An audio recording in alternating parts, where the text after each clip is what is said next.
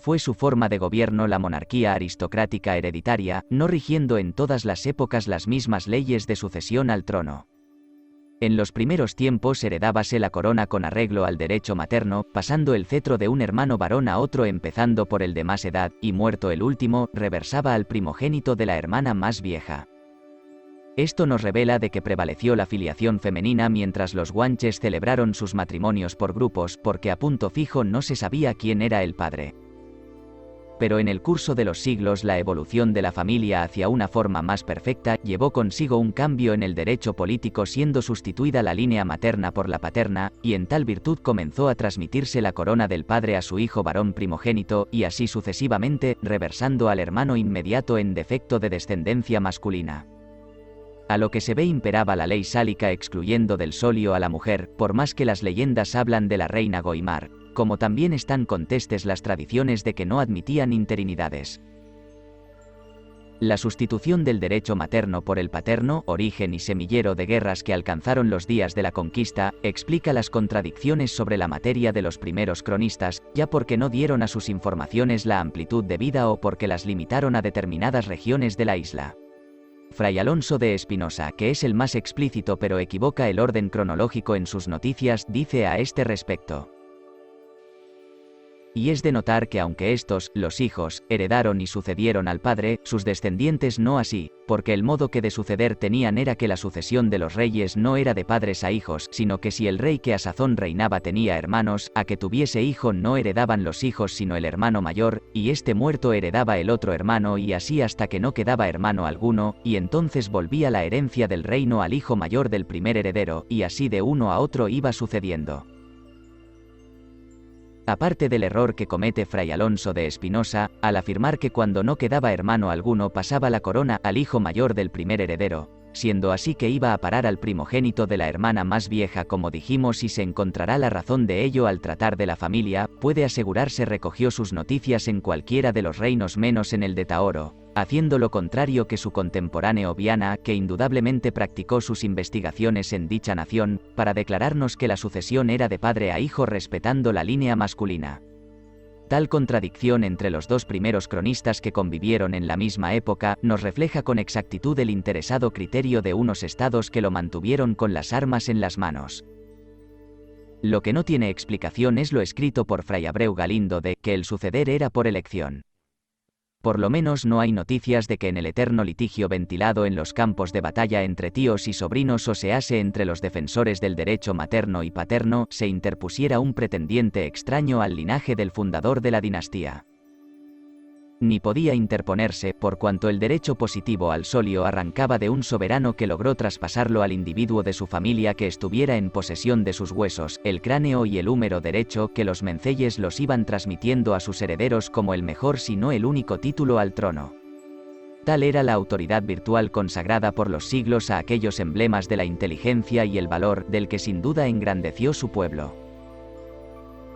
Por esto los menceyes los custodiaban como reliquias veneradas, usando en las solemnidades a guisa de cetro el referido húmero forrado de finísimas pieles, y por la misma razón la nobleza, antes de ceñirles la corona, les hacían jurar sobre los simbólicos restos guardar las leyes de la república como el compromiso más sagrado. No obstante, siempre que en Tenerife se desataron las ambiciones fraccionándose en 2, 3 o más reinos, aparecía cada uno de los pretendientes de la misma familia mostrando las indicadas reliquias, a todas luces apócrifas, pero semejantes mistificaciones nos prueban a la par el arraigo de la monarquía hereditaria y el poder representativo de los huesos del antiguo fundador de la dinastía. Más las consecuencias calamitosas de estas luchas seculares entre los partidarios de ambos derechos al vacar las coronas, por ser un doble camino abierto a una raza guerrera y movediza, trajo a la larga algo así como una transacción según la cual regiría el derecho paterno, pero concediendo a los infantes a medida que llegaran a la mayor edad el gobierno vitalicio de una provincia. Cuéntase que este fue el origen de las obligadas jefaturas de los achimenceyes. Pero la experiencia acreditó que tal convenio, que se pierde en el fondo de los siglos, fue poco menos que ilusorio cuando no contraproducente, porque no respetando las nuevas generaciones los compromisos de las pasadas, muchas veces se convirtieron los achimenceyatos en organizados centros de rebelión. Por esto, si en algún pueblo tuvo exacta aplicación el conocido refrán de «a rey muerto, rey puesto», fue en el Guanche. por ser práctica previsora entre sus hombres de estado que los había muy astutos, evitar las interinidades del solio a ser posible de horas. Y aún así no siempre evitaron las guerras civiles. No bien los soberanos ofrecían síntomas de un próximo fin, conmovíase la nación entera, aumentando la zozobra cuando las circunstancias hacían temer la existencia de más de un candidato, y el sumo pontífice, de acuerdo con los principales personajes, preparaba con toda premura la convocatoria del beñesmer o asamblea legislativa para constituirse tan pronto expirara. Muerto el rey, reuníase en amplio Tagoro para proceder a la coronación en medio de un sencillo pero solemne ceremonial, cuyos detalles se han perdido. Solo se sabe que el gran sacerdote o sumo pontífice, llevando la voz del beñesmer, ofrecía al heredero del trono la fidelidad de la nación a cambio del respeto a las leyes del reino, y que colocando con la mayor veneración la calavera del fundador de la dinastía sobre la cabeza desnuda del candidato, éste, manteniéndola con sus manos y puesto de rodillas, prestaba el siguiente juramento: Menceito a Corán Inad Zaaña Chacomez, que significa: lo juro por Dios y este rey que me elevan al trono. Y acto seguido, tomando asiento en el trono y empuñando el húmero de su antepasado a título de cetro, recibía el pleito homenaje de todos los asambleístas, que empezando por los más ancianos y calificados desfilaban uno tras otro hincándose de rodillas para prestar este juramento con la calavera sobre el hombro derecho: Agoñeta Corno Inac Zaaña Reste Mensei, o lo que es lo mismo: juro por Dios y por este hueso defenderte como rey y por rey a tu descendiente. Tan pronto terminaba la ceremonia, lanzaba el beñesmer 3 ajijides en señal de que ya tenían soberano, a cuya manifestación se precipitaban en el Tagoro los hidalgos para tributarle sus homenajes. Desde ese instante le daban el tratamiento de que veí, y el nuevo rey expedía embajadores a los distintos reinos para notificar a los menceyes su exaltación al trono.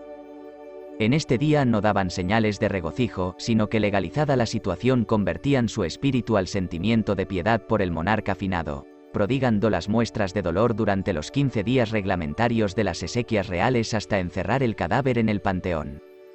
Con este acto ponían término al duelo nacional y daban comienzo a los preparativos para la proclamación pública del nuevo rey. Llegado el día, y sencillamente decorado el Tagoro con arcos, ramaje y flores, acudía la nación en masa, nobles y siervos, hombres y mujeres, animados de gran entusiasmo a rendir vasallaje al nuevo soberano. Sentado en el trono, comenzaba por recibir primero a los magnates, que según Viana se arrodillaban y le besaban con el mayor respeto la mano derecha, después la nobleza de segunda clase, que le besaban la izquierda, y por últimos, los siervos los pies después de limpiarlos con flores las mujeres, y con la punta del tamarco los hombres, y lo mismo nobles que siervos, repitiendo la frase: Zaañat Guayoek, soy tu vasallo. 3 días duraban las fiestas reales, que amenizaban con sus acostumbradas hogueras, cantos, bailes, luchas, carreras, banquetes y ejercicios variados, hasta que finalizado el plazo se retiraba la muchedumbre a sus respectivos tagoros, llenando los aires de regocijados ajijides. Llevaban los menceyes la representación del reino en los tratados internacionales, en las declaraciones de guerra y ajuste de la paz, mandaba las fuerzas y convocaba el beñesmer, no solo en las fechas legales sino en toda ocasión que lo estimara conveniente. Radicaba en la realeza el poder ejecutivo para el cumplimiento de las leyes y los acuerdos del beñesmer, ya directamente o por delegación, contando para esto con 2 cuerpos orgánicos conocidos por la tradición con los nombres de Tagoro Real y de Gran Tagoro o Senado, de los que nos ocuparemos más adelante. Además tenían otro personal auxiliar, algo así como secretarios para facilitarles cuantos antecedentes convenía a la buena administración, que llevaban en tarjas de huesos, leña blanca, halos y otras materias la contabilidad de los depósitos del común, estadísticas, etc., que servían de control en los balances cuatrimestrales de los tagoros. Completaba sus medios de acción un doble servicio diario de correos, recibiendo mañana y tarde de todos los achimencellatos noticia detallada de cuanto ocurría en los respectivos concejos. Entre las regalías de la corona se sabe que la de Taoro tenía el don de gracia, pero hay motivos fundados para creer que a las demás no alcanzaba esta prerrogativa. Cuanto a la Guardia Real de 100, 200 y más hombres, dícese que la de Bencomo era de 400, formada por los más valientes de la nobleza y de siervos ennoblecidos, mandados por los sigoñes o capitanes más reputados. No hay que considerarlas como escoltas de los soberanos como repite el vulgo, sino como un ejército permanente o de observación con motivo del estado de guerra en que se encontraban en la época de la conquista. La fuerza adscrita para custodia de los menceyes en tiempos de paz, que utilizaban como edecanes para llevar órdenes, etc., era bastante pequeña. Estos indicados edecanes o correos reales, los acreditaba el color rosado del cinto y un palito de sabina como de medio metro de largo y aguzado por las puntas con una pelota al centro, todo de una pieza. Existe un ejemplar en el Museo Municipal, encontrada en el Barranco del Rey en Arona. Las cualidades personales de los candidatos al solio eran tenidas muy en cuenta. No bastaba ser legítimo heredero, porque el concepto puro del derecho en una raza que vivía en plena edad heroica no la llevaba a entronizar un príncipe débil o defectuoso. Un pueblo en que la ley privaba de los derechos civiles a los cobardes, enfermizos o deformes, no toleraba que el primer magistrado careciera de aquellos atributos que juzgaban dignos del cargo más elevado de la República. El Mensei Sortibán, a pesar de su gran crédito entre los guimareros, abdicó por la ceguera que le sobrevino. Exigían como primera cualidad de la realeza el valor comprobado en toda clase de riesgos. Por esto desde niños, aunque el sistema de educación lo hacían extensivo a la totalidad de los habitantes, los aleccionaban en distintos ejercicios de fuerza, agilidad y osadía ante verdaderos peligros. Los reyes y próceres eran los primeros en cargar al enemigo, solicitando con empeño los combates cuerpo a cuerpo, de lo que dieron repetidas y gallardas pruebas en sus guerras intestinas, en los asaltos y en la invasión española. Mas no bastaba a los reyes la reputación de valientes, sino también la de rectos y justos que procuraban acreditar con los hechos. Hablaban poco en público, no disputaban, y sin familiarizarse eran fácilmente accesibles de sus vasallos por humildes que fueran.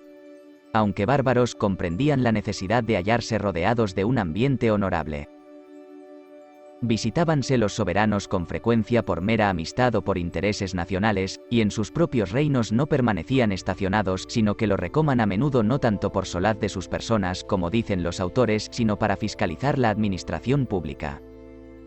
En estos casos, precedidos de la añepa o pendón real y acompañado de los próceres y su guardia, recorría los tagoros, saliendo al camino los habitantes de cada concejo con su tagorero al frente, llevando en alto su respectiva añepa para rendirle vasallaje y darle escolta hasta el tagoro inmediato, en medio de ajijides y otras manifestaciones de alegría.